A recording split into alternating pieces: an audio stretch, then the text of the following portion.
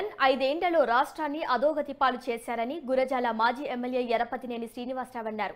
ఏపీలో రాజారెడ్డి రాజ్యాంగం కాదు, అంబేద్కర్ రాసిన రాజ్యాంగం నడవాలని ఎద్దేవా చేశారు. ఈ ఎన్నికలు ఆత్మ గౌరవానికి, అహంకారానికి జరుగుతున్న యుద్ధంగా అభివర్ణించారు ఆయన. గురజాల మండలంలోని గంగవరం గ్రామంలో బాబు ష్యూరిటీ భవిష్యత్తు గ్యారంటీ కార్యక్రమాన్ని ఆయన నిర్వహించారు. రానున్న ఎన్నికల్లో టీడీపీ జనసేన కూటమి ప్రభుత్వం ఏర్పాటు చేస్తుందని ఎరపతినేని ధీమా వ్యక్తం చేశారు. ఆంధ్రప్రదేశ్ రాష్ట్ర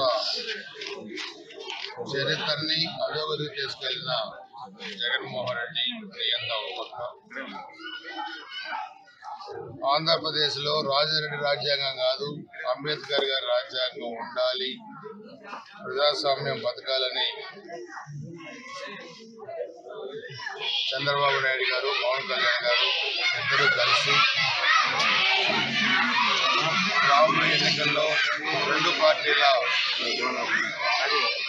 కూటమి ప్రభుత్వాన్ని ఏర్పాటు చేసి ఆంధ్రప్రదేశ్ అభివృద్ధి పదంలో తీసుకెళ్లాలని ఒకవైపు, ఆత్మగౌరవానికి సంబంధించి ఒకవైపు, అహంకారానికి సంబంధించి ఒకవైపు ఎన్నికలు జరగబోతున్నాయి. ఈ ఎన్నికలు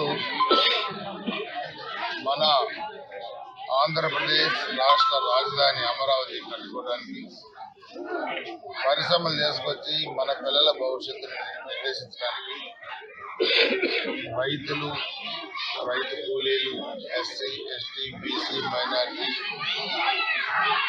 సంక్షేమం, ఈరోజు కాపుల సంక్షేమం కాదు, ఈరోజు రైతాంగం పూర్తిగా కూడా అర్థవిస్తున్న కార్యం లేదు. సమాజంలో ఉన్న అన్ని వర్గాలు ఈ జగన్మోహన్ రెడ్డి ప్రభుత్వం వచ్చిన అలవిగానే